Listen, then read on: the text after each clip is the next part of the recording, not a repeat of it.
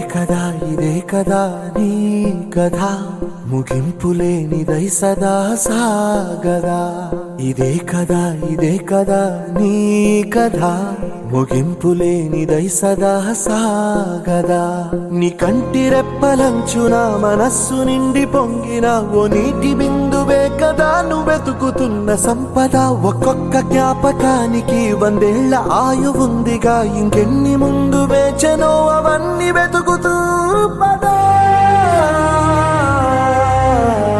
మనుష్యులందు నీ కథ మహర్షిలాగా సాగదా